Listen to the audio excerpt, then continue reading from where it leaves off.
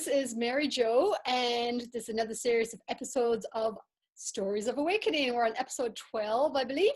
And today I have a beautiful lady who I met just a few months ago in Wanaka at a lovely introspective hypnosis training with Alba Wayman and Antonio Sandio. And it was, I believe, this lady who actually brought them to New Zealand and encouraged the whole thing and co-created it with them. After having a session with Alba, you can correct me on that if I'm not up to date with all those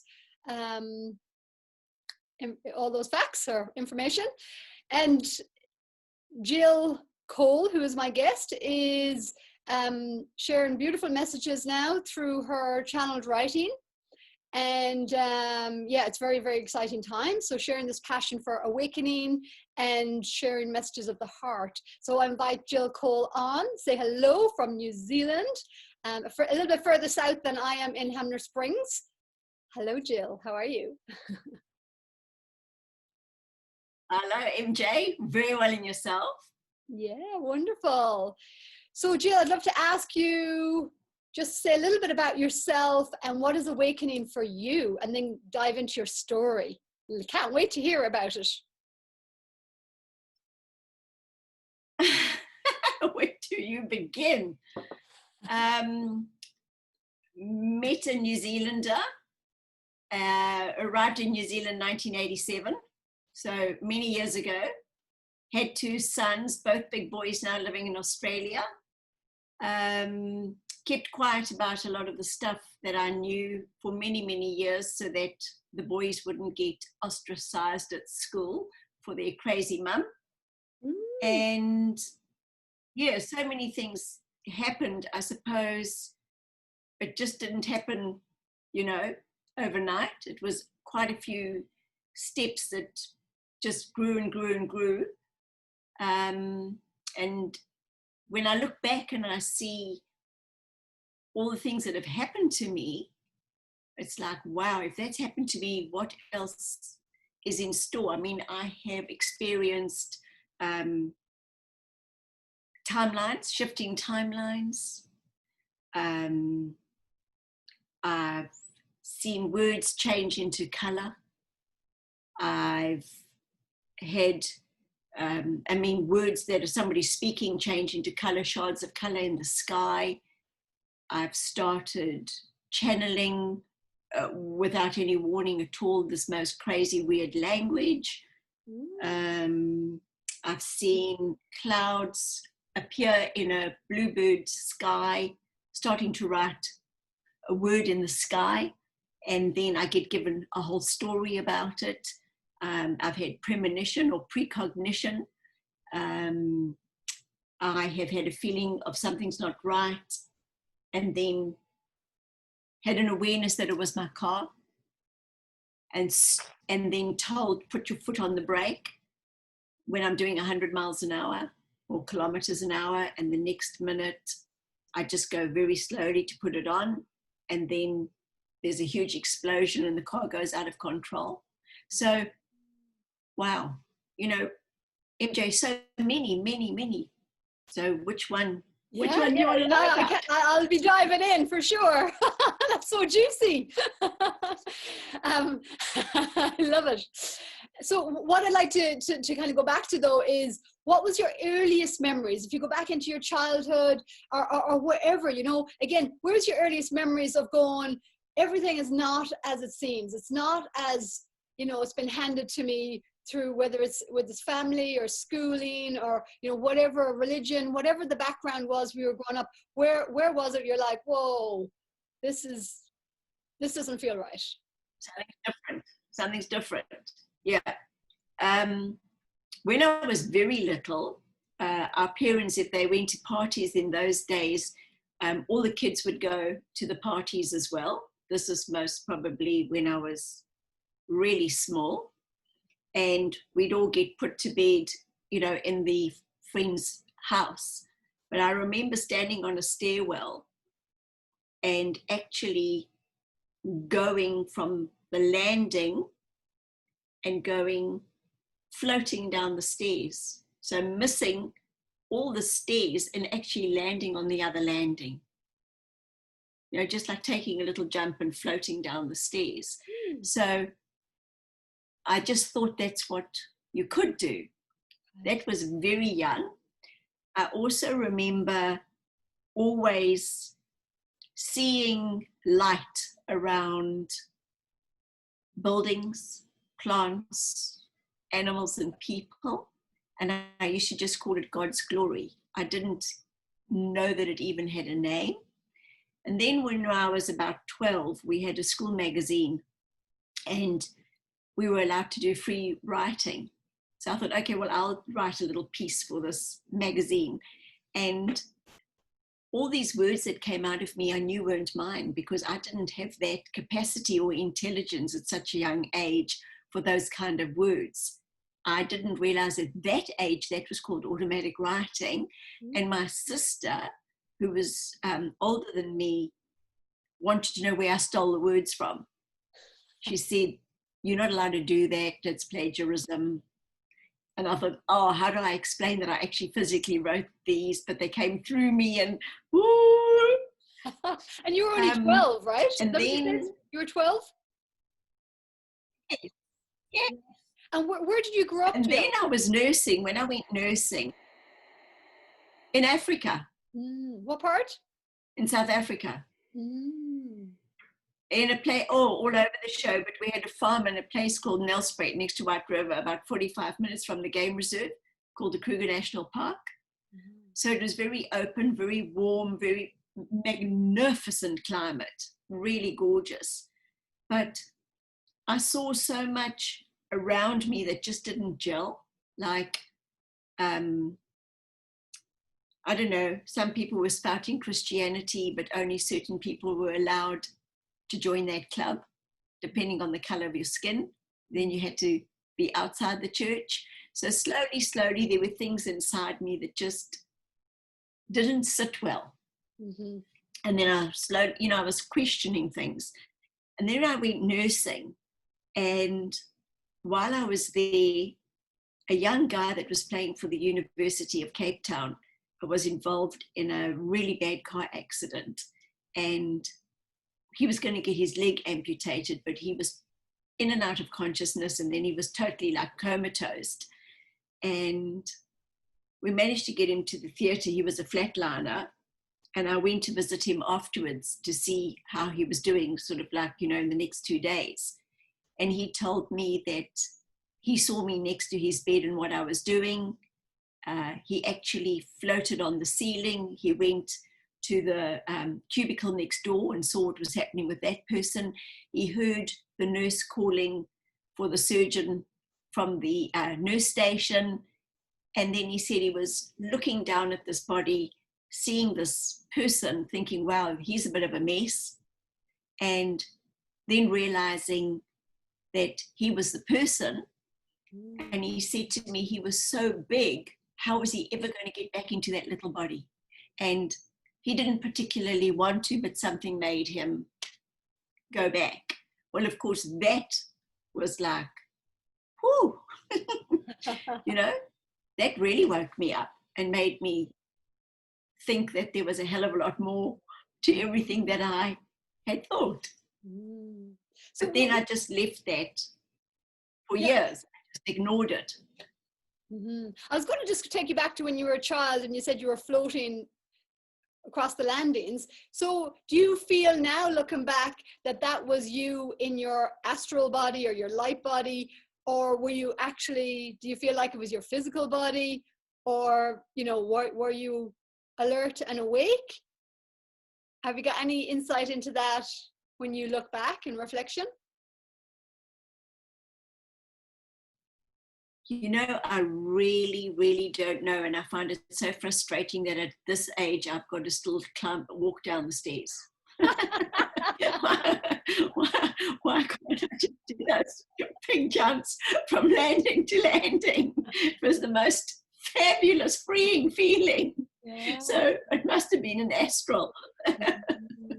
Beautiful. But very possible. Yeah, exactly. And I think that's the whole thing, being on earth. I know for me as a kid, I found language incredibly frustrating because it never really felt like it conveyed what I really wanted to communicate, or like it was just, you know, it's lacking because if we don't have that energetic component, you know. So, you know, I feel like, yeah, these frustrations that we have because we know it on a deeper heart soul level of these other ways, of course, of the more expanded realities.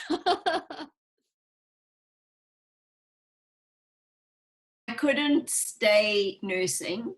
I had to leave because I found that the system weren't caring for the patients the way in my heart I thought they should be. Mm-hmm. So I was hauled over the coals. I was called into the matron's room because there was a young doctor that was dying of cancer, and I was his nurse, his one-on-one. And he, to cut a long story short, nobody had actually told him really what was going on with him. And he got very aggressive and he said to me, "I'm dying, you know. In other words, don't take my blood pressure, don't do this." And I said, "Well, yes, I know you are, but I've still got to take your blood pressure." And he said, "Well, sit down. Nobody's discussed this with me." And he then said how petrified he was and that he didn't want to die alone and that he hadn't been sleeping because he was so scared that he wouldn't wake up. So I said to him, "Well, I can't promise you that you're ever going to wake up if you do go to sleep, but you can't carry on like this." And he said to me, "Could I please tell his parents and his brother that he didn't want to die alone, and could one of them just be with him? And he's sick and tired of having superficial conversations with them coming in and saying, 'Oh, Tim, you're looking chipper today, my boy. Isn't life great?' kind of thing," when he actually knew he was dying and he wanted to have really deep conversations. So I spoke to them. I spoke to his parents, and I wasn't supposed to because I was just a very young nurse, didn't have the authority. And they then became the most beautiful relationship, talking to each other from the heart. And Tim wasn't alone. And he did fall into a deep coma, but he did come out of it. And then his cancer unfortunately moved to his brain. And of course, he then started losing his speech, and they put him in hospital pajamas. And he had dribbled egg, and it was like, because he couldn't talk anymore, that he was no longer human. So he wasn't treated the way he should have been treated, right? And that really upset me. And the matron said to me that, "You know, Nurse Barris Baker, it's not for you to tell a patient their condition or whatever." And I said, "Well, the doctor didn't, and he needed to speak to his family." So she said, "Well, you are getting too close to the patients. You need to keep your distance." And I said to her, "When I see somebody lying in the bed, it could be my mother or my brother, it could be my sister. It's a human being, you know." And then I decided, right, that's it. The way I felt how people should be treated and the way the system wanted to treat them, we were at odds. So my father was very upset that I left, and there you go. What can you do? You've got to follow your path. Yeah. So where did your path lead you after that? I then, well, I always wanted to go to hotel school, and he said, "No, you're not going to hotel school." So I got a job in a hotel, and I was there for a while, and then I went into retail, and then I went into training people. Worked for Estee Lauder for about a year, and then got married, came to New Zealand, and was a housewife for many, many years. Then did real estate for 10 years. Did extremely well because I think I did well because I didn't really have to work. I was most fortunate that I had a husband that earned enough money to support me and the family. So with my clients, I could be honest, and I used to just say to them, "Oh, well, if this house doesn't suit you, you know, don't worry, we always get another one." So there was never that attachment, desperation. And yes, and so the people could feel, I'd say to them, look, you can do this and this and this, but, you know, if it's not for you, don't worry. It's not the end of the world, right? So then they could just relax. And unfortunately, real estate is quite cutthroat. There are a lot of people whose personalities change, you know, because of so much money at stake. And I don't know whether I would have been one of those awful people if I had to survive just on that. But luckily I didn't. And after a while, I just couldn't take it anymore, because the more successful I was, the busier I got, the more I didn't have a life. And then, Mary Jo, one of my clients said to me, could you please, well, she wasn't a client, she was a friend of a client. And she'd heard via the grapevine that I was slightly different. And she said to me, would you like to come with me to Australia and listen to Wayne Dyer? Yeah. I think he was known as a motivational talker and wrote many books, I think Your Erroneous Zones, etc. And I didn't really want to go, but I was a people pleaser, and I said, sure. And off I went. And while I was sitting in the audience, he gave us a goodie bag. And he said, you don't have to take notes because the whole thing's videoed. But inside was a little notebook and a pen, and I found myself writing, doing the automatic writing again without realizing. And it said, first book, My Invisible Friend. Second book, are you the queen of your life or are you just a princess? And it basically said, if you're going to be doing something, why are you putting it on hold? Why aren't you doing it now? Because what if later never comes? So I came home and I resigned from real estate. Wow. Wow. And so tell me a little bit, how did that friend know you were a little bit different? So what did you mean when you said about, you know, your children, you didn't want, you know, it going around that their mum was a bit different? In what ways were you different from the other mums? Well, they were all Catholic, right? So it was a very close-knit community, and it was very obviously religiously based. And they went to a Catholic school. So in order to go to the Catholic school, the priest said to me, why would you like your children, I think it's called confirmation. Confirmation, yeah. I said, I don't. I said, the school does. So he said, well, that's not a good enough reason to get them into school. I said, I couldn't agree with you more. So they went through all the rituals, because they are rituals, and I didn't know what they were doing. So I would ask the parents. I'd say, why are they doing this? What does this mean? And they'd look at me and say, well, we don't know. And I said, but your children's they're doing this. And you did it. And you're doing something you don't even know what it means. No, they said, but why don't you ask? Because they're good Catholic people. You don't ask questions. You just do what you're told to do by the godly, you know, the bridge between you and God, which is the priest. Yes. But having said that, these people were fabulous. They were very community conscious and aware, very supportive. So I can't say they weren't all those things, but I knew deep inside that if I let them know that I was now doing something brand new that I'd learned about called meditation, and that I was seeing things, that it wouldn't go down well, and maybe my boys wouldn't be invited to the little parties and the sleepovers, and why would I do that to them? Yeah, fair enough. Yeah. Fair enough. Right. So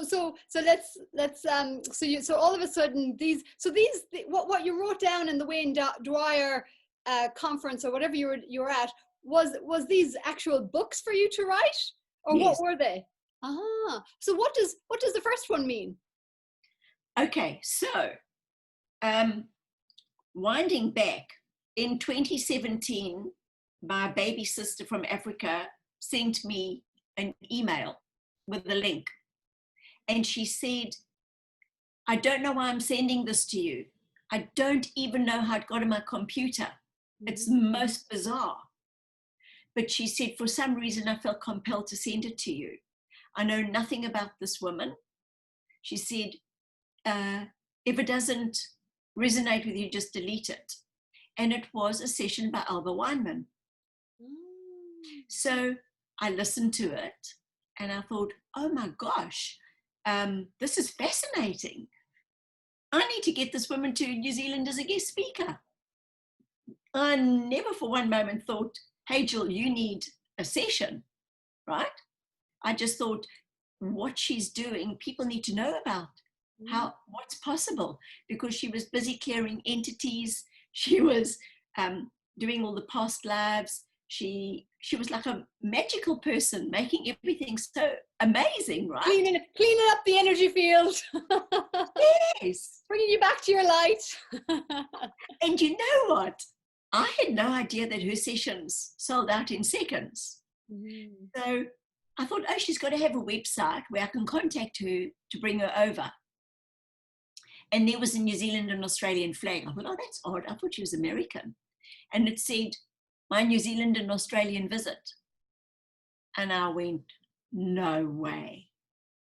And she was coming over.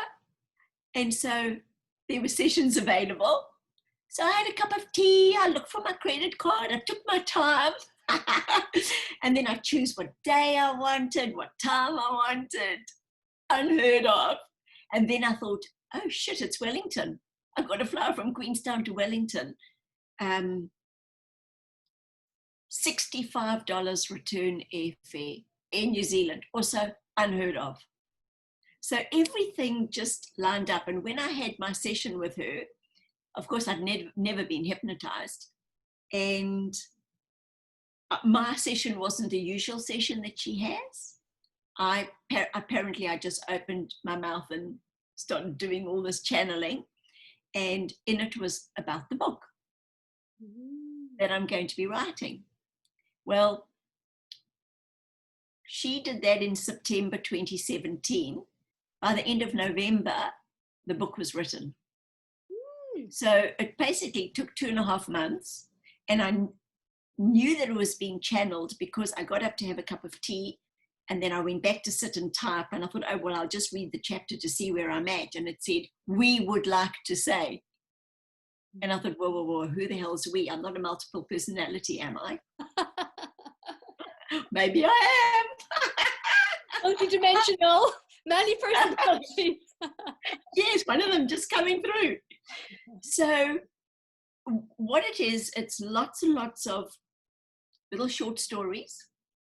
It's about my unfolding. They told me that they used my sister as a catalyst so that I would meet Alba in order for the work to unfold that needs to be done. And then when I met Alba, had the session, and then afterwards I was given a vision of what else has to be done. And I shared it with her and asked her if she wanted to be part of that. And she said, let's do a practice run in New Zealand. And then they told me, hold on, we want Antonio Sangio to come. And he has to teach. There's a group that need to be taught, to be brought together. And at the time, Alba said that she didn't think that was possible because he just resigned. So he didn't sort of have an income, etc. So I said, well, why don't we just advertise? And if people come, they come. And if they don't, they don't. You know, then he doesn't have to come.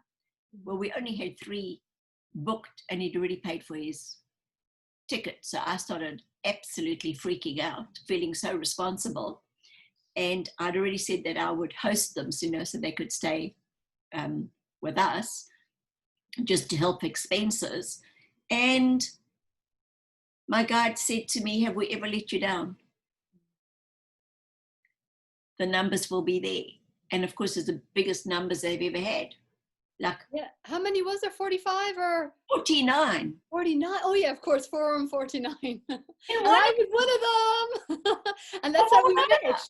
And it really has been this amazing connection, you know, of us. And now it's like playing out even more pronounced in what's occurred since then. Like, especially now, it's one thing that occurred to me in the lockdown. Just one day I was like, just the sense that, oh, there's never, you know, every connection, how special every connection is, not just in the last few months and connected with you guys and Monica, but like just, I was like all the way back, even into my childhood. Yeah. You know, and how we're connected now on social media, and how we are these beacons of whatever we're you know, whatever we're being, you know, just as our authentic being for whoever will connect and or not or whatever. But it was just like this exquisite moment of insight of the perfection of the journey. It's so beautifully orchestrated. And what I really understood is the defining moments in our lives, we never get there alone. So when I thought about it, there's my baby sister who felt that she wasn't really doing anything amazing because she was a housewife and she had a bedridden mother-in-law that she was looking after. So she really put her life on hold to give service, and yet they used her as a catalyst. And I said to her, Trish, if it wasn't for you, 49 people wouldn't be trained doing the work they do. If it wasn't for you, 8 of us wouldn't have been in Peru meeting all the other people that we needed to meet for the next stage of our journey. So I said, never underestimate anyone, because goosebumps. You do not know what somebody else is doing and what their part is, the part of the entire story. That just means that just it sent my body into goosebumps and tears in my eyes, because it's so true. It's so true. We just have no idea who we are on this planet, and we have no idea the impact. And it's just the little things, just as you say, it seems little, but how that can be the domino effect for so much. And we, you know, we dismiss it, we negate it, you know, just because out of the habit or conditioning or, you know, our small sense of self. And, you know, that's, I'm so excited about that shifting and you know, opening up, and as well with these part of these stories of awakening and connections, and, you know, where we're all lifting each other up and acknowledging one another and just feeling how we're each such a magical, precious piece of this greater puzzle and artistry of life. And that's my guide said to me, those who judge actually are of very poor judgment. For why would you judge someone that you were once yourself? Right? Like, even if you look at all the color and the stuff that's going on about color at the moment, if you were Indian or Chinese or black yourself once, because we've all been many, why would you judge yourself? I mean, it's absolutely ridiculous when you've got this entire kaleidoscope. Well, and the judgment is separation. So when we haven't unified within ourselves, haven't done the inner work, then we tend to hold that judgment in the outer world, but it's really reflection of the inner judgment and separation within our own selves, within our own multidimensional self aspects of the soul. So that's what comes back to fear, freedom, and power, and value of self. And those are the things that need to be taught, because when people know who they are and they have value, they will never do something to somebody else. So you've got to look at all these little broken beings. There's so much mending that needs to be done. And it's not about judging, it's about assisting and helping, because all of us were once needing that mending. Absolutely. Even now, I mean, nobody, you know, all of us have got cracks. Yeah, and you know, even this whole journey for me, Stories of Awakening, is going back into the last 10 years.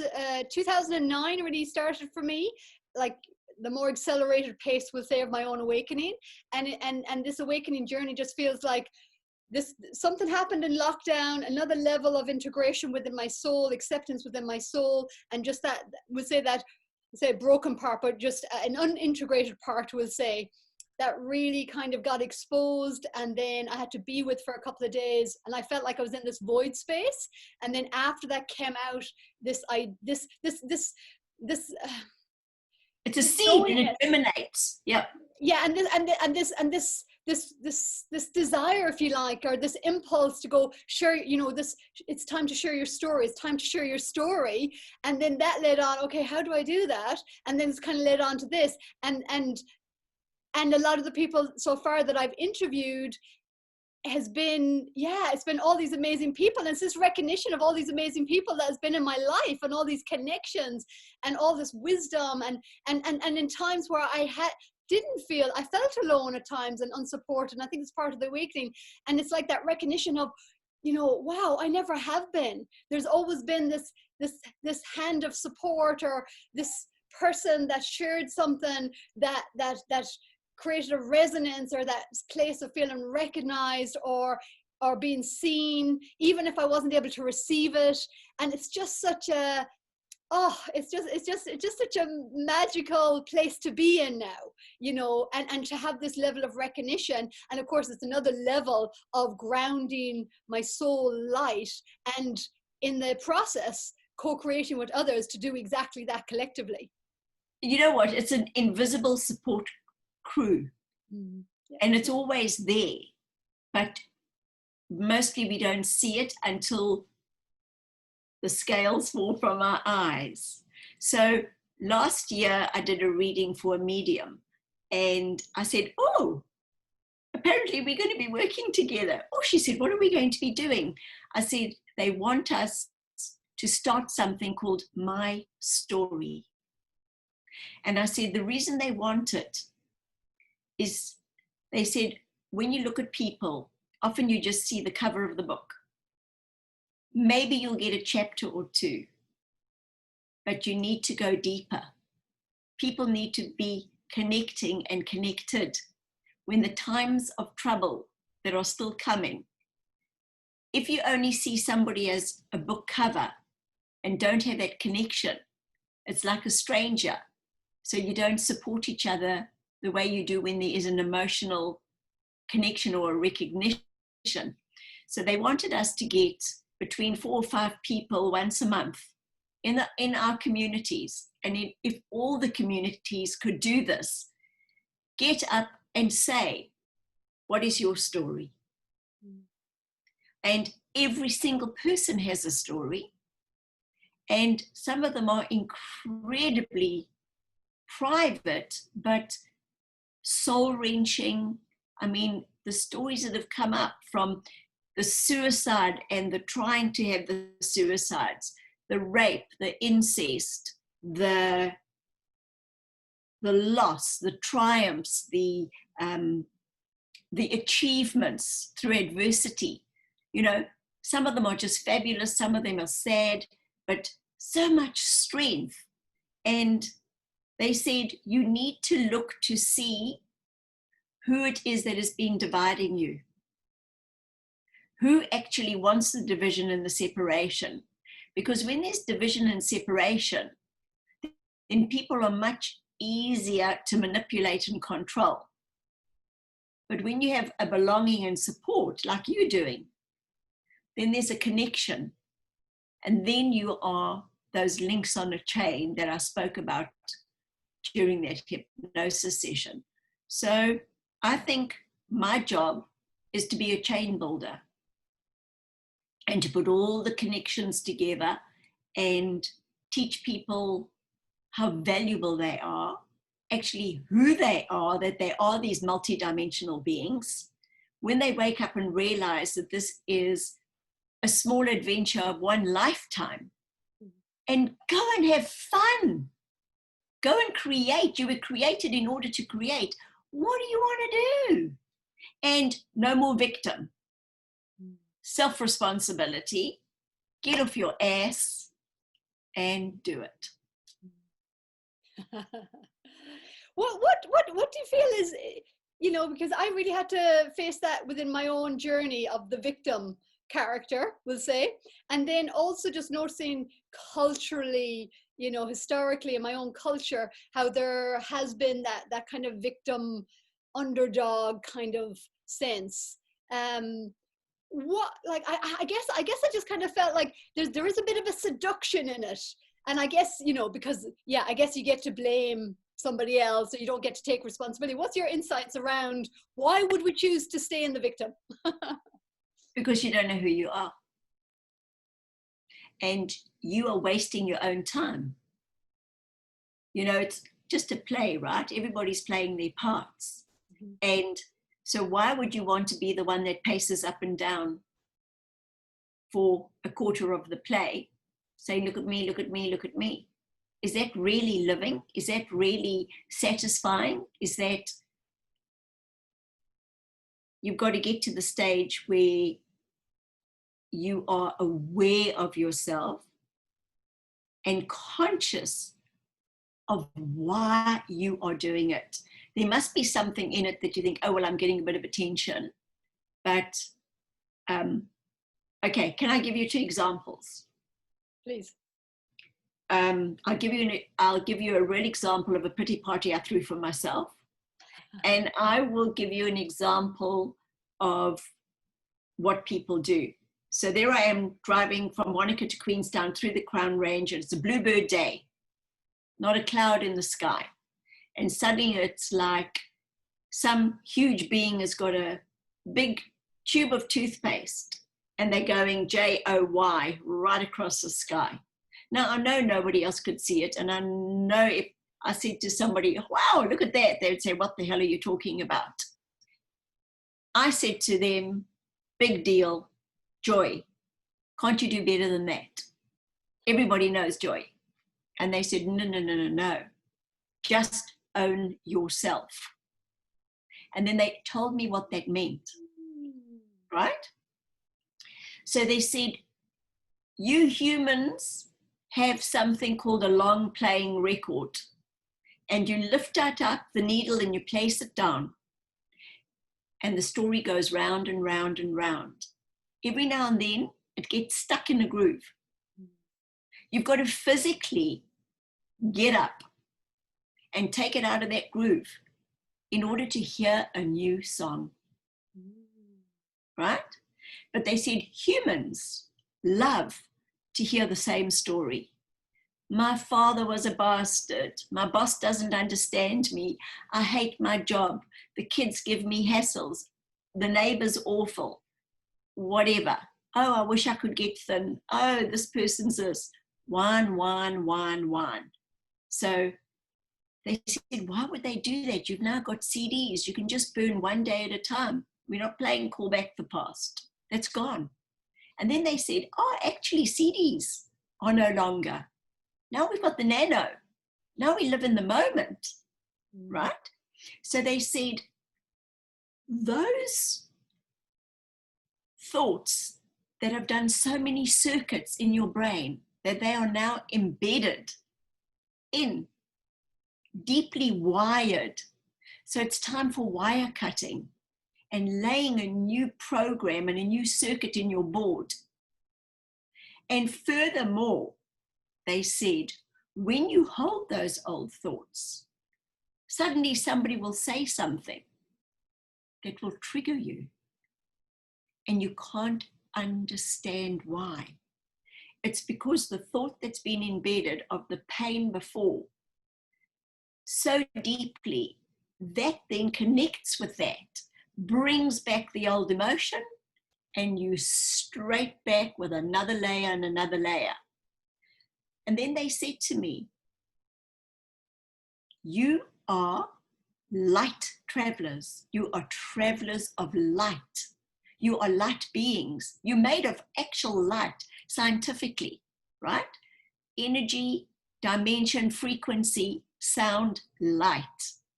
So why aren't you being light? You're not supposed to be a heavy traveler. And they said all these thoughts go into your cell structure and you're mostly made of water. So it is time to let out that water. That's why crying is so good. Get it out, sob your little eyes out. At least your eyes are going to shine and look sparkly. Great. Get it out. The new beauty treatment. Correct. So now you've got place and space for the new. What the hell are you holding? How long can you hold that for? Which is stagnant and damaging your body. So they said it's like you're dragging 30 kilos of luggage around in your undercarriage all the time. It's going to be septic. You're not going to be at ease. It's going to be at disease, etc., etc.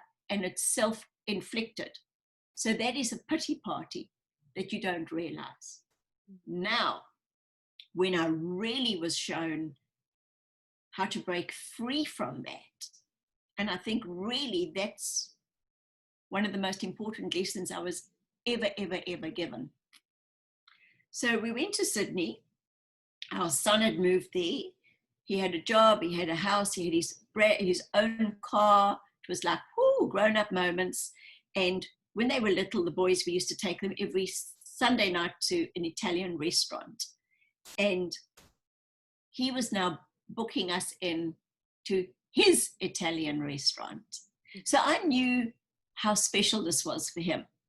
So Greg and I were in a hotel in town, and we had to catch the ferry to go across to Manly, where he was going to pick us up and off to the restaurant. And he said, Mum, you have to leave at this time, and it takes you 20 minutes to walk to the ferry, because this is when the ferry will arrive on my side. Don't be late. Yep, okay. So Greg was lying on the bed, having a glass of wine, watching some program on sport, more than likely Tour de France. So, I said to him, look, we have to leave in 5 minutes. And then 5 minutes was up, and I said, okay, we've got to go now. And he said, no, I have to finish this goal or this race or this whatever. I started getting really anxious inside, because I was worried about our boy, and the consequences. I knew how long it took. And eventually we got downstairs, and I said to him, look, I think we need to take an Uber because we can't be late. And he turned to me, because he's very physically fit, and he said, what's wrong with you? Don't be so pathetic. We can run. Now, I only had sandals with me, because I only took the little 7. Okay? Yep. I only had the little 7 kilos with me, because we just went for the weekend. And by the time we got to the ferry, I'd lost all the skin off my toes. Nothing left, bleeding, burning, and I was furious. So we got there with maybe a few seconds to spare, and he said, see, I told you it would be fine. When I got home, I was so angry with him. I was holding this frustration. I was feeling very sorry for myself. I was blaming him that he was inconsiderate and all these things. And then I listened to a podcast, and it said, do you lie to yourself? And I thought, what does that mean? And I got out and I went to my husband. I said, I'd like to apologize to you. And he said, for what? I said, I've just realized that I was blaming you, when in actual fact it was me all along. I said, my voice resides in my throat, not in yours. I didn't have the courage to speak up or speak out. I said, I was earning enough money to get an Uber. So Mary Jo, why didn't I say, okay, sweetheart, if you want to run, run, but I'm taking an Uber? Yeah. But I rather blamed him. Mm-hmm. And then threw a pity party. And I actually lost all the skin off all my toes to learn the lesson. But if I hadn't heard that podcast straight after that incident, I most probably wouldn't have actually put two and two together, and it just arrived perfectly. So what the question I would like to ask everybody listening is, who are they blaming for things in their lives because they're not brave enough to own it or be self-responsible? Yeah, I think it's a good question. Yeah, but going back to your point, I mean, absolutely, it's so important. When are we going to stop blaming others, and when are we going to take back our self-responsibility and our self-dignity? Ultimately, really is reclaiming. I didn't value myself. Yeah. And because I didn't hold value for myself, I let somebody else override me and then blamed them for overriding me. How the hell does that work? That's why we've got to teach people. Life on planet Earth before the awakening. That's why we've got to teach people how fabulous they are. Absolutely. And that's that's why I'm so passionate about self-care. Self-care, I have a little equation. Self-care opens up to self-love. Self-love opens up to that divine love, divine light. And at the same time, to show up in self-care, to really care for ourselves, there has to be a level of self-love to actually put into practice those things that we know to do. And now we're in these times that we do know. So what stops us from doing it, for showing up for ourselves, for eating the right foods, for taking care of our bodies and physically, mentally, emotionally, all these things. And of course, as you said, it's a lack of value, lack of self-worth, an old programming, and old habits, and hanging out in those old, I call them like the old friends, whether it's the victim or the poor me, or whatever it was. It's like once you start to at least this is my experience, it's like they might come around for a little visit, but it's like we don't hang out so much anymore. Yeah, not good. Like, who do you invite into your life? Yeah. Don't invite the idiot and then think, how the hell am I going to get him out the door? Yeah. Just don't invite him in first. Yeah, also realizing that for me as well, the self-love is loving those parts, because the part that isn't feeling valued, and whatever it is, downtrodden, abandoned, rejected, that we've been doing it to ourselves, and that part needs our love, that part needs our compassion, that part needs our patience.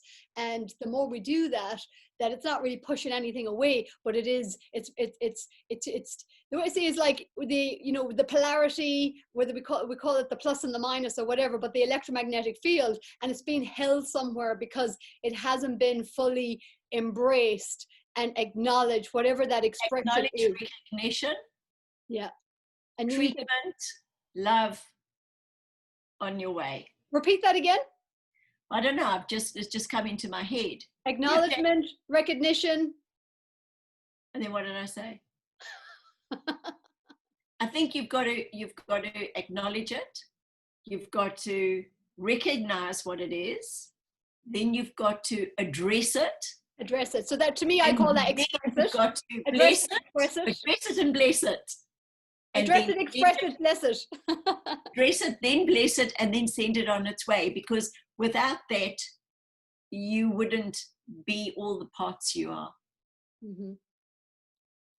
And I think sometimes you and I and people like us, thousands and thousands like us, who have now become aware and gone through this process, can recognize it in others and know that it's not going to last. They don't have to live in that pain. And that's why they have to address it, because otherwise they keep on repeating the same thing all the time. And nobody likes to live in that limbo. That's just treading water and going nowhere, right? And aren't we supposed to be evolving? We're supposed to be part of an evolution. So because we have the knowledge now, let's be kind to others. We can feel it, but we're not going to let them wallow in it, because it's actually causing sepsis. It's not doing them any good. And that's why you and I are doing the work we do with the hypnotherapy, that is actually seeing it, knowing why they've got it in the first place, to learn what it is they need to learn, love it, and then leave it. Move on, new story. Mm-hmm. Yeah. Yeah. Otherwise, we're back to the long playing record when we're in the nano. Mm-hmm. Yeah. Yeah. Yeah. So, I mean, in the simplicity, yeah, there needs to be some kind of acknowledgement to release the energy from the holding place, and then that it can be released. It really doesn't have to be as complicated, and then not to get stuck in the story. There's no need for that. It just needs the full acknowledgement, really, and then the love and the patience and being returned to love. That's what I see: neutrality, love, 0 point field. And then it's not hanging out waiting or being stuck in the energy field. It's allowed, as you say, light traveler, it's allowed to return to the light. It's allowed to move and come back into that more expansive field. And I see it like as in, it just, you know, when we can allow the energy to move, just like water, you know, that's why being around water is so beautiful, because it reminds us what it's like to come back into flow again. And we know water, the more that it's in flow, the more purified it is. Oh, somebody keeps trying to ring me. You're just popular, girl. And okay, so you know what, Mary Jo, I actually think that we need to set up a course. I've really been thinking about this. And it can just be a day, even a weekend, saying, I am not my mother. I am not my father. Who am I? Because what happens is so many people are holding on to belief systems that have been there traditionally, but they've disconnected from their internal, from their inner nets. And everything's on the outer. And when you start asking them why they feel the way they do, they're not quite sure about it. And when the conflict comes is when they've been following the traditional path of others who followed that traditionally. Just like I was speaking about earlier, about those gorgeous Catholic community who, and I can't speak for everybody, I can only speak what I actually observed, is that they were a beautiful group, but they were following something blindly because their father did it and their grandfather did it and their great-grandfather did it. They didn't know what they were doing. And when you asked them, they didn't know. It actually made them uncomfortable. Now, so if somebody's trained and programmed in a certain way and you come in with a new idea, it's like, like, oh, big problem here. So how can you open the fresh and the new if you're so full of the old? And then how do you evolve as a species? How does science evolve? How does anything evolve if you never question anything? So you have to start questioning yourself. What do I believe in? Not my mother or my father or my grandfather or my friends. What works for me? Do I really believe that somebody's frightening and awful because they're a different color? Do I really believe somebody's so incredibly bad because they're taking minerals and plants and they're not following the doctor's orders? Is that awful to think differently? Do you see me? Yeah, absolutely. And what's coming to me is like, you know, it's more than just family, then it's culture, you know, in a whole country. What's our common presumptions and beliefs and attitudes, you know? And that's the beautiful thing of traveling. And I shared it, you know, very much in my stories of awakening, being in India and recognizing that I had a Western mind and all my Western conditioning and presumptions and expectations from life that I'm projecting onto my reality scape. Yes. Yeah. So it's quite incredible. And that's the awakening, really, is unplugging from the automatic default of our family patterning, cultural patternings, etc., and really going, whoa, you know, is that even true? I mean, that's that Byron Katie work. I don't know so much about it, but I know the simple question of asking the question, is that true? Yeah, what is your truth? Yeah. And your truth and somebody else's truth through their conditioning is different. But if you go globally and there's no separation, although everybody has their culture, their nationality, and they therefore think they separated. But if you started removing all that and come to the absolute basics, what is it that humanity needs? What is it to be human?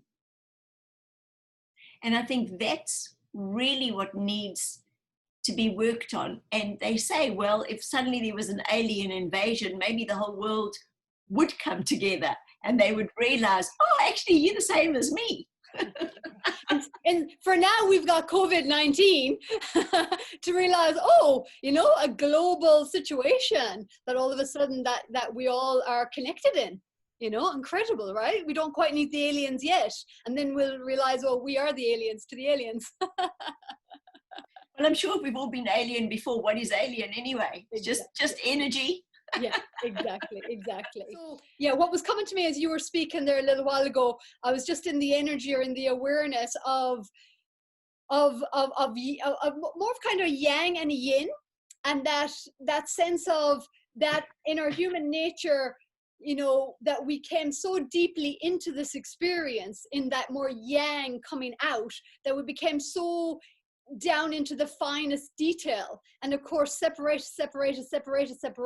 So it's like we've taken that as far as we could take it, and now it's created, you know, incredible imbalance, and that yin or that feminine energy, you know, is drawing us back in, and it's like the microscope, right? And so we start to come back in and we start to have that more expansive, wider consciousness, and the more we come back into ourselves, the more we realize, you know, we come out of our family dynamic, we come out of our cultural dynamic, we come out into more of a global human family. That's one thing that came up for me a lot in the COVID-19. Is like, we, you know, it's like human family. I was seeing, you know, this is the one global human family, and that's that level of consciousness that I'm at, you could say, are connected, but also that realization that within this circumstance, we really are one global human family, experiencing very similar situations, you know, and what a beautiful recognition of that level of our connectivity.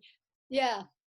And no doubt that goes expanded, that, yeah, we were a planet, and that planet is within our solar system, that solar system is within our universe, and that universe is within our multiverse, and, you know, infinite consciousness. Realms within realms. You know, you're just here for a short time, a really, really short time. So is it really worthwhile getting your knickers in a knot? Yeah.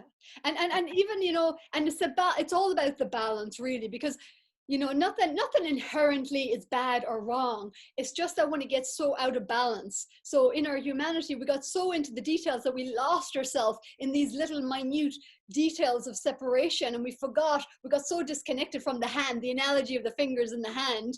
And so now the wake up is like, okay, get back on the finger and get back to the hand, and the hand is connected to the arm, and the arm is connected to the body, and, you know, and that arm, and you've got another arm, leg, and it's all part of one body or holistic organism, if you like, you know, and keep unifying, and to allow for that unity within, so that we can realize, oh, we really are all connected. This is all our co-creation of this reality.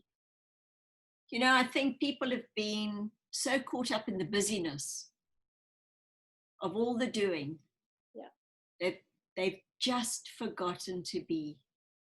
So everything is within. And I've always said, if you don't go within, you go without, right?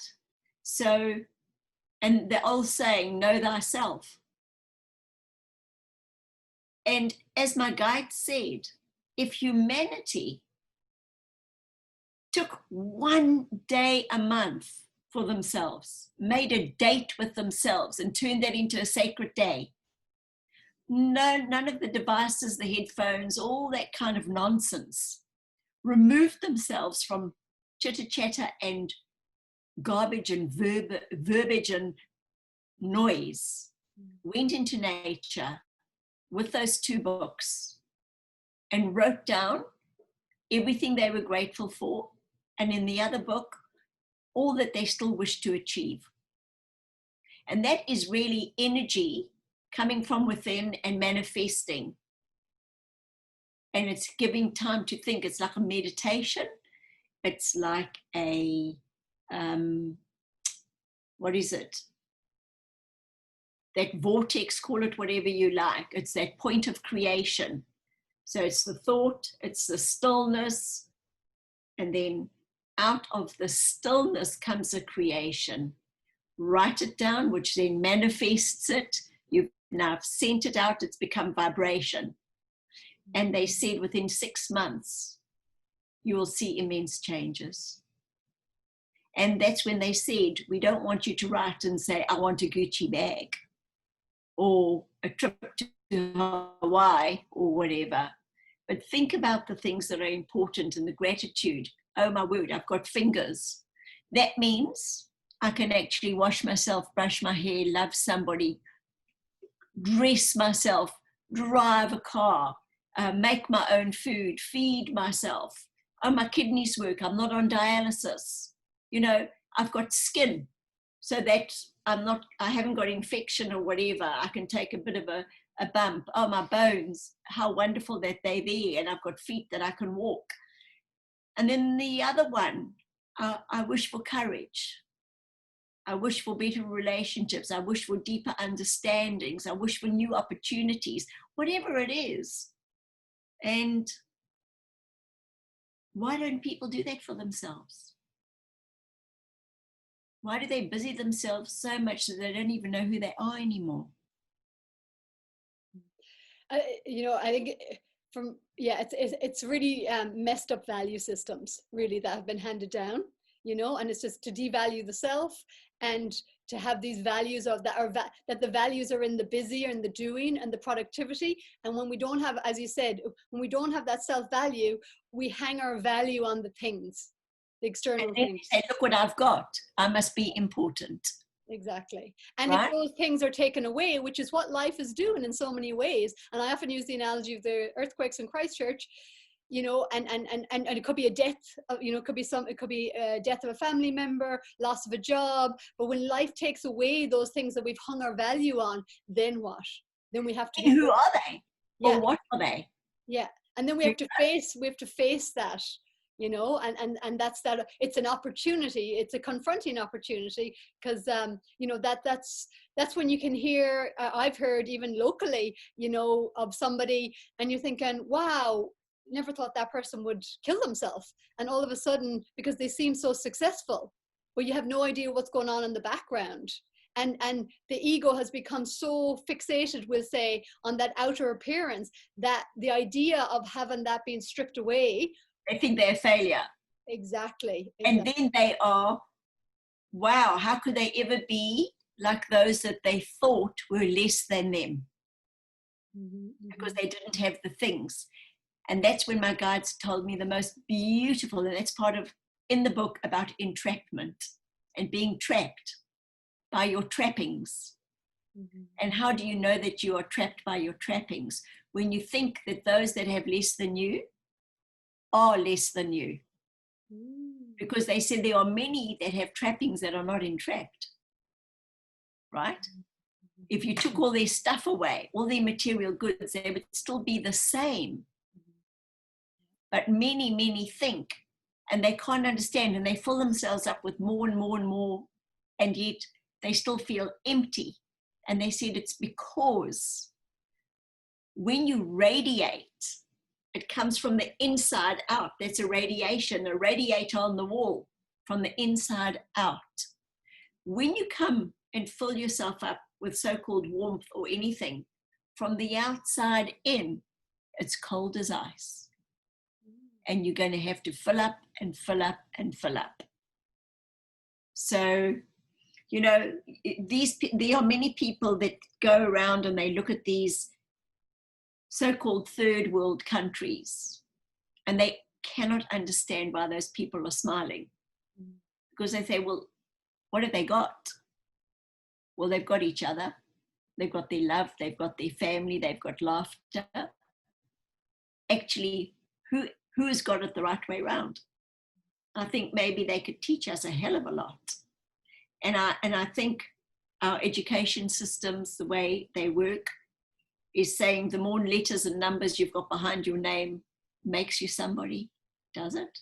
Really? You know, to spend all your life earning as much as you can to build a house, to show everybody else how fabulous you are? Really? Doesn't seem to really be working, does it? Yeah, and that sense of that core of not being enough, and what is enough? When is it ever enough? If that deep belief or that core, belief is I'm not enough, then no matter how many things is gathered, it's just never enough. And who are you doing it for? Mm-hmm. You're doing it when you feel less than, because you're caring about what somebody else thinks instead of what you think. So imagine if somebody just got like little cottages, growing their own veggies and their own trees and being quite happy. Imagine the money and the amount of time that they would then have with their families, instead of working like crazy hours in all these jobs that they really dislike to build a bigger place. For what? What is the end result? Anyway, we all know this. Well, I think it's as you say, it's getting lost in the busyness, and really no space to really step back and reflect and to even ask these questions. And so it gets so caught up in the treadmill of life and the stress of life that it just becomes about surviving. And it's like the carrot on the stick or whatever is up ahead somewhere. Whether we call that retirement funds or the 2-week holiday or whatever it is, maybe a day on the weekend, that somehow that will alleviate everything. Make it worth it. Yeah, exactly. And of course that window is becoming less and less, just like with our technology, we don't have the Sunday time out, not to the degree that we used to, even the holidays away, so it's like every moment is being swept up by some stimulation, some kind of stress, stimulation. And we've taken it as far as we can, and it has to eventuate in illness and breakdowns and all this kind of stuff, so that we can finally get, this isn't working, which is exactly what the times that we're in. Because they haven't taken time for themselves. And I think a lot of people feel guilty taking time for themselves. They've bought into the idea of the ethos that it's work. And it's those society. Yeah, and it's it's what's been learned in childhood. It's selfish. You're only valued if you're taking care of everyone else. Especially moms, care for everyone else, leave yourself on the shelf, and that's constantly helping people. I mean, that's what I've been doing for the last 10 years. My business here in Hamner is teaching people about the value of self-care and really helping people shift that perspective to see how logical it is and how illogical it is to put yourself on the shelf that you never get to anyways, because you're always so busy trying to get everything else in its perfection, which never happens either. And how so for example, a lot of moms would say, I'm doing it for my kids. So it's like, well, if you take like an hour out a month to have a massage or a treatment or time out, then you come back, you have more patience, you have more presence with them, maybe be willing to play more. It's not all this duty, and they have more of you, and so people get it once you shift that perspective, but they've never thought of it that way, and they think they're doing it for their family, they think they're doing it for all the right reasons, because they've never stepped back and actually just really looked at it and questioned it. And that's, again, people coming on retreats as well, or just even going to a different environment to take that time, even if it's just a few days. It doesn't even take long, a couple of hours even. If I do a treatment with somebody, a couple of hours, and they're like, oh wow, But then they build resentment when they're doing those things, although they say they're doing it for the family. Yeah, And deep they down, start getting niggly. of course. And then it's like chick, chick, chick, chick, chick. And before you know it, that's why you have so many divorces, so many problems. Because then they're holding it in and they're not talking to each other about it. And what they're really saying is, what about me? Exactly. Yeah, absolutely. But they're not taking the self-responsibility once again for me. Yeah. I actually had to run into that pattern within myself. Was it last year or before? Yeah. Just watching my own pattern of literally getting to a place of going, I'm going into retreat envy because I'm here supporting people on retreat having beautiful time. And I literally was hearing that voice going in, what about me? Exactly. And it was getting louder and louder and louder. And it was like, wow. And I was really being, and in my head, I'm thinking, wow, I'm so much better at receiving and I'm so much better at my own self-care. And, I am a stickler for a walk on my talk. So I'll always be authentic. And so I tell my clients all this, as well, because I just reiterate. That's how I know these things, because I'm living through it. And but really it was like, I remember one day I was massaging clients and I could feel the resentment. I was so over it, it was so on the surface. And then the minute I had a massage or I took myself out for a walk, I did whatever I needed to do for me. There I was again. And then the next time I put my hands on a body, I was full of caring, full of love, full of energy and enthusiasm, because I had refilled my tank again. So it's incredible. It's incredible. And even for the lockdown, for myself, it really offered me an opportunity to even go deeper with letting go of the doing. It was like the next level. It was like, and it was just showing the tendency to want to move, to want to do, and the mind going, oh, I could be doing this and I could be doing that, and ticking these boxes off. And I was so privileged because myself and I'm here with my other therapist, and we gave each other 2-hour treatments every week. And on the third week, I was feeling uncomfortable about receiving. That was my window or my glass roof ceiling that I bumped up against. And of course, what do? We tried to negate, or I was like, oh, my husband can have the treatment, or I'll have it tomorrow. And I was getting uncomfortable because I didn't know how to go deeper with this receptivity. And so eventually she gave me the treatment, this beautiful 2-hour treatment in heaven. And in the end, as I was just lying there, I was like, it just dawned on me, that feeling like I haven't done anything to earn this. And it was like, and there was some tears, and it was like, wow. It was just that feeling like, whoa, just to receive and not have to earn, and it was like, wow, I can allow this.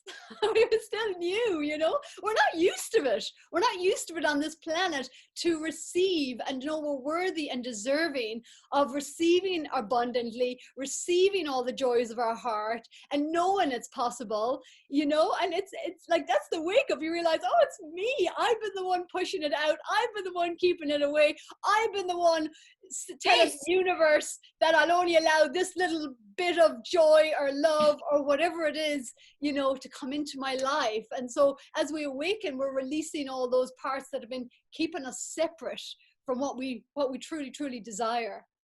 And then you can, when you're your fabulous self, then you can just be fabulous with everybody else. Exactly. It just flows then, doesn't it? Exactly. And yeah, it becomes effortless. As you said, it flows, it becomes effortless. It's not something you're trying to do to be nice or obligated or have nice manners or whatever. We're just being ourselves. We're just being ourselves. And we're not needy. I think that's a huge shift as well, is to become less needy. And that's part of that inner journey. So we're not so reliant on the outer world to feed whatever hasn't been filled up within ourselves. And I'm being honest, for the very first time in this last week, I just didn't want to go to places. I've been invited to dinners and I've been invited to morning teas and all this sort of stuff. And usually I would go to all those things, but lately I'm just enjoying spending more and more time by myself. And I just said to them, you know what? I'm just taking time out for me. Thank you so much, but I'll take a rain check. Beautiful. I don't really feel like people at the moment. Yeah, beautiful. And when I'm just honest. Exactly. And when we can all get honest, they're like, oh, that's an option. So maybe then you allow them to be honest. Exactly. You're giving them permission because you're being authentic. So why would you have to go through the normal that I would go and sit there thinking, oh man, I've got this to do and that to do. I'd much rather do that than sit here with this, you know. And that's another way where underneath the resentment will be there. Yeah. And then you're not really present again. Yeah. Yeah. Yeah. Do what it is that you really want to do. But of course, being kind and considerate to others. Yeah. And don't hold the resentment. Be fluid, move. Yeah. Yeah. So Jill, as we're kind of closing out a little bit, we'll start closing. Is there any more of those stories that you mentioned earlier? We didn't quite go back into them. The clouds in the sky. What was the other ones that you mentioned earlier on at the beginning? Well, one of the things that happened was I had a near-death experience. And when I had it, I was told, it's not your time, you have work to do. When I moved to Wanaka, we arrived here in 2004, and my car literally drove itself to this particular place, and in my head it said, you're not doing your work, you have work to do.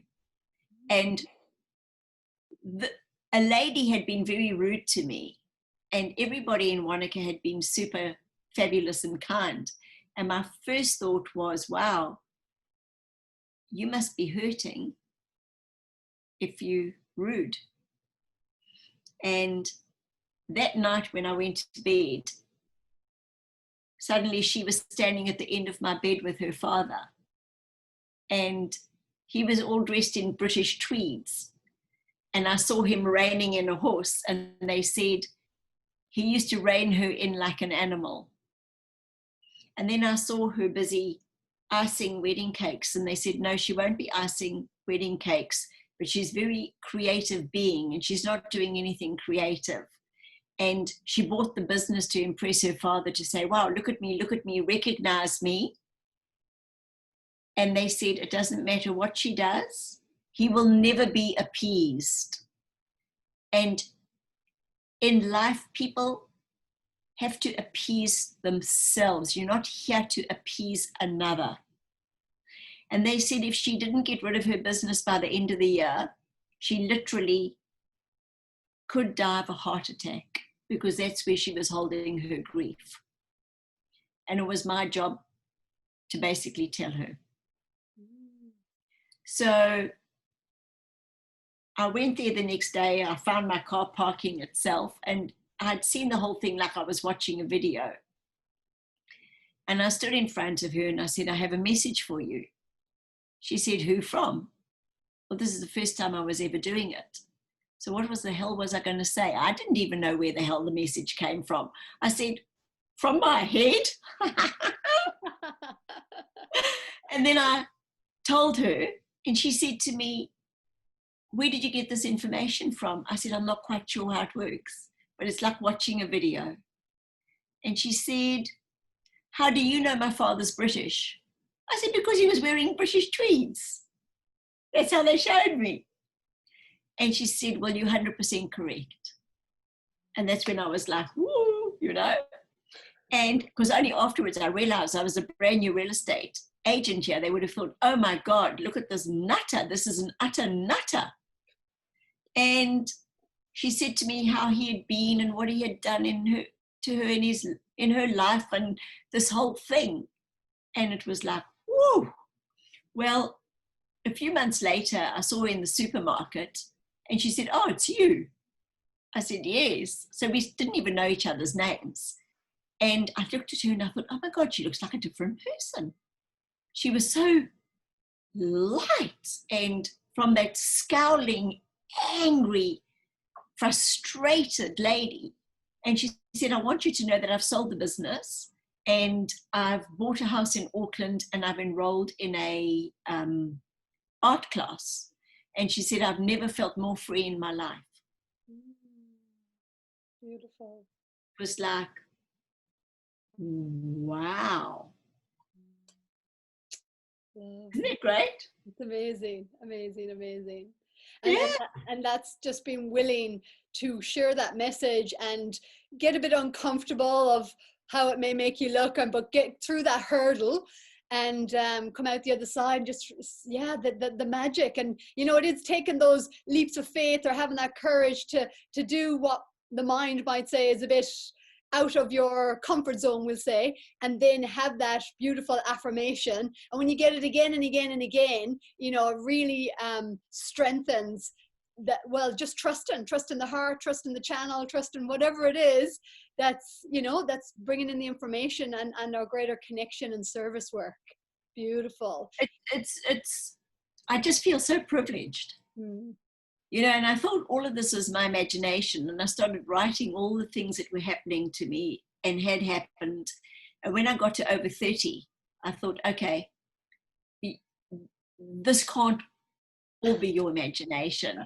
And now it's got to the stage where I sit down and I ask a question and I just type and it just flows. And I thought to myself, wow, how can you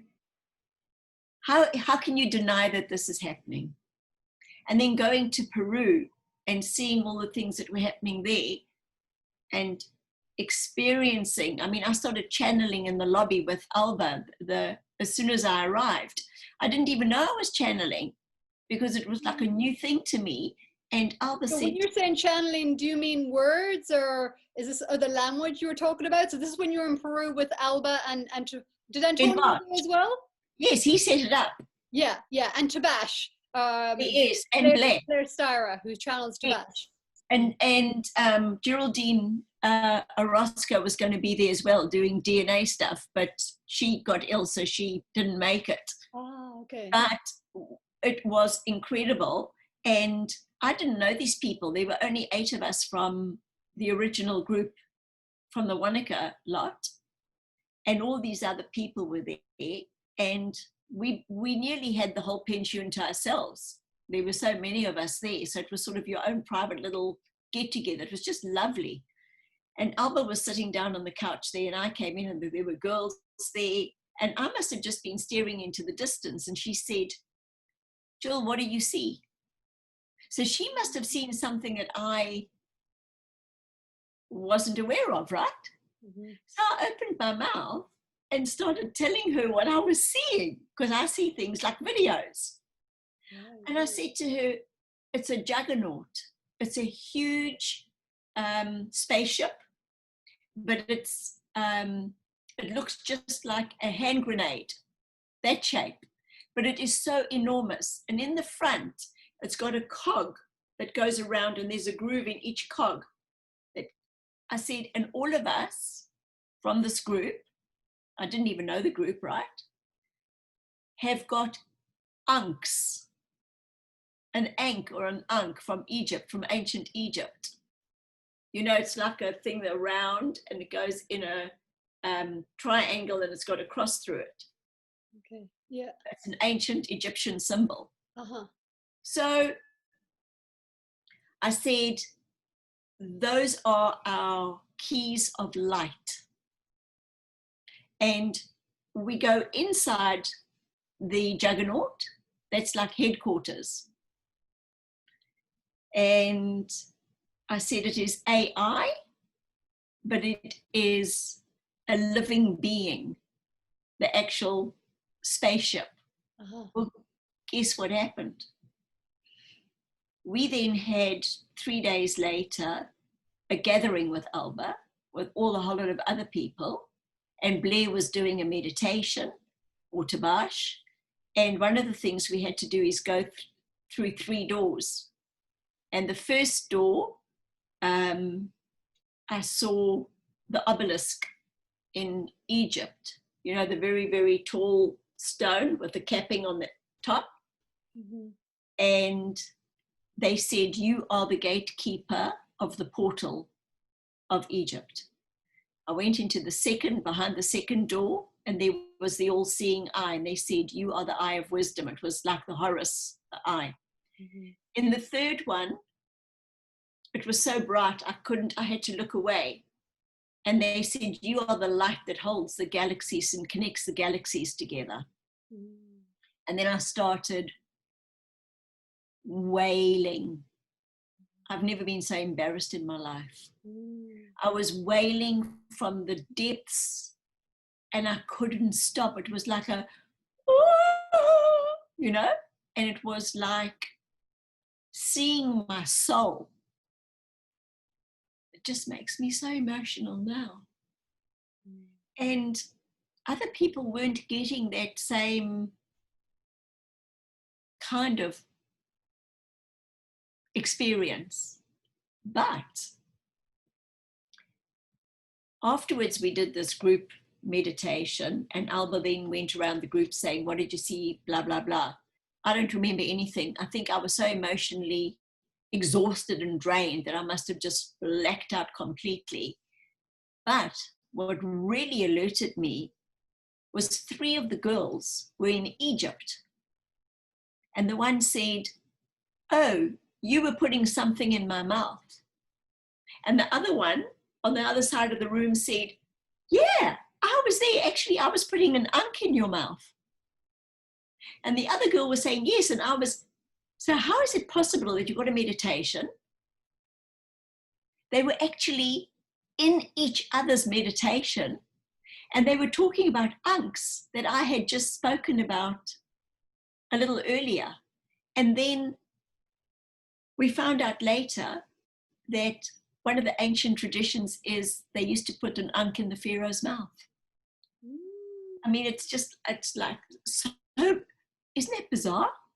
And I was woken up before we went to Peru, to Cusco in Lima, with part of our group, you know, the ones from Wanaka, in an Airbnb, 3 o'clock in the morning. And they said, the serpent is rising. The serpent is rising. They said it 3 times. And then they said, the serpent has risen. So I wrote it down. Is this what you're hearing? Often I get woken up with words. Yeah. Okay. And then I look it up in the morning, and it's actual people doing stuff that are part of human. They'll say white poison, Mary Stoddard. And I've never heard of Mary Stoddard. And I look up Mary Stoddard, and it's a story about aspartame or aspartame, which is that artificial white sugar stuff, right? Mm-hmm. So this is the sort of stuff, and it sends me on like a little journey. Mm-hmm. So they said, the serpent is rising. So I said to Belinda, what do you think it means? Do you think it's a symbol for Peru? Because they had the puma, the condor, and the serpent.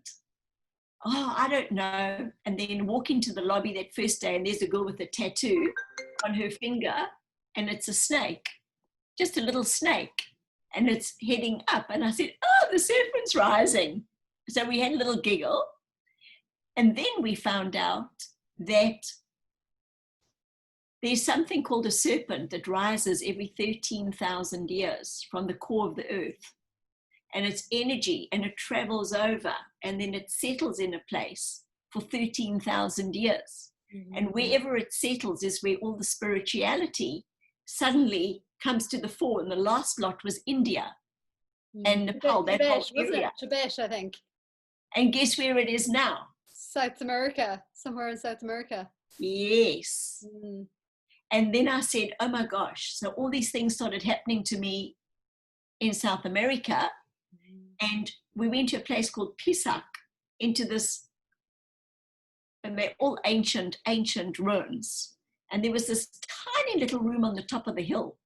And I thought, you're not going to walk up there, because I'd ruptured a little tendony thing in my ankle. And I thought, oh, that's going to be too sore. And yet I found myself, that voice in my head saying, you've got to go there, not knowing why. Walked in with 4 other people. One of the ladies with the snake, absolutely divine lady. And I walked in, and the next minute my eyes were closed and my arms were open, and I was talking this weird language. Now, one of the ladies said to me afterwards, Jill, as soon as you walked in, you said, I hear voices. I said, oh, I don't remember that. And then afterwards, we ran so quickly to get to the bus. And the chap who took the little video, he said he was so much shocked, he couldn't believe what was happening. And then he started videoing me. And then he was on Alba's bus. When we got back to Cusco, she said to me, look, I've seen the video. You were channeling. I said, yes, but I don't know who or what. And then she said to me, well, the group's not going to be separated anymore in case anything like it happens again. I said, it certainly won't. I said, that was weird. And then 2 days later, we were at another place. And this time, Mary Jo, it was starting to come from my throat, and I could feel it like a huge red pixelated heat coming up. And I started roaring with male energy in a voice I've never heard before, so strong that I could have led the New Zealand haka. Strong. And we're in a place where there are other people. You know, it's a cultural heritage park. So our group came together, and I did my whole craziness, and then I started going from person to person, giving each person a message in that language. And yet they said they understood what it was that I was saying. Then I spoke to Debash, or Blair, and I said to him, who was it that I was speaking to? And he said, on the first lot, that was the angelic realm, they are part of your team. And then the second one was Archangel Michael. And I went, yeah, well, whatever. Yeah, you know. I said, what's the point? I didn't understand a word they're saying. It'd be good, it would be helpful if they spoke English. And when I found out later, when I got back, they said, I said, what was the point of it? And they said, we were cleaning your pipes out. We were getting you ready for the main event. And they said that I'm going to be doing a lot of traveling, a lot of talking internationally, teaching people who exactly they are, their value, and about freedom and power. Sound like frequencies, vibrations, and literally giving the people their power back. So that's it. Wow. Wow, wow, wow. So on that note, Miss Jill Cole, I'm so glad we got that story in. Amazing. And also bringing us up to the current moment, really, and what's unfolding from here, right? Because that's really where we're heading to now. It's like we've been inverted, and now, yeah, the flower is opening, and as you said, we're reclaiming our value and our light, and coming into that recognition and that acceptance and elevation, etc., etc. So how can people be in contact with you, and yeah, how would you know, what have you got on offer? Do you have a website? What do you have for these? No. I'm actually quite retarded in that way. I have a son who said, I'm going to set you up with a YouTube channel. Yeah.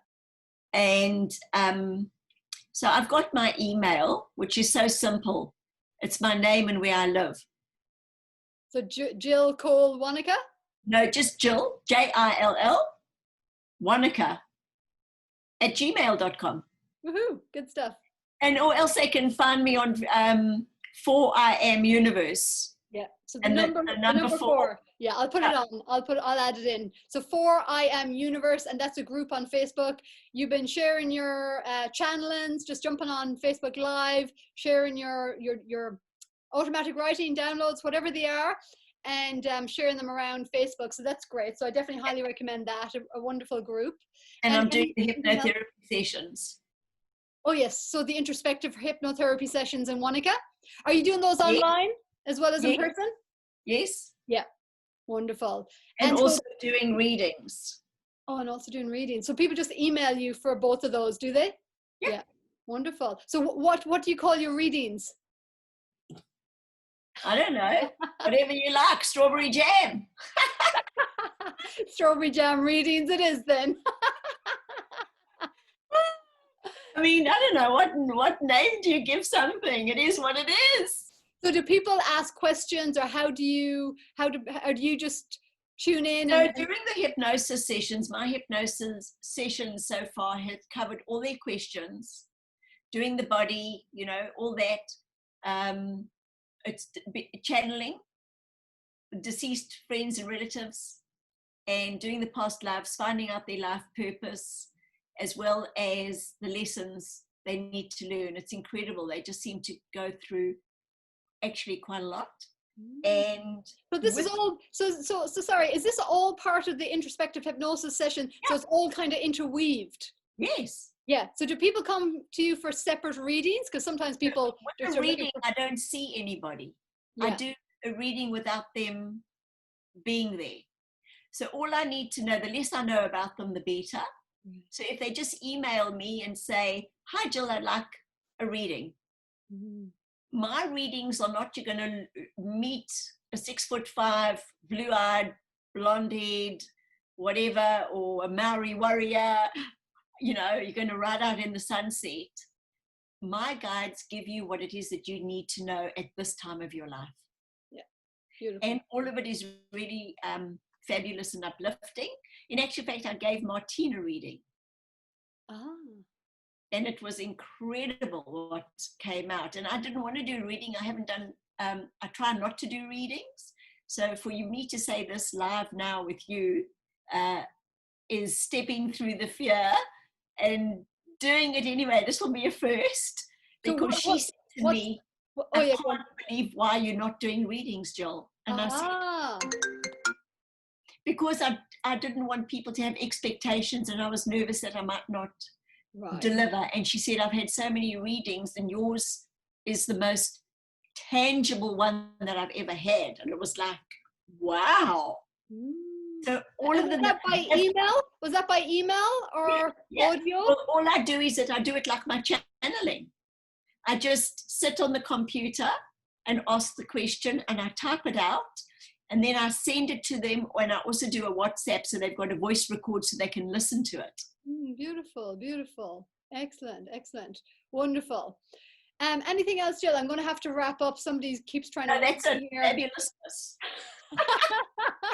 Thank you for the opportunity. Oh, thank you, lovely lady. I'm just so delighted to know you and to be in this beautiful co-creation and upliftment and supporting one another. And it's beautiful recognition, acknowledgement, and really empowering, these new, I would say, new levels of consciousness, or reawakening to our true essence self. Yeah. Listen, it's always been there.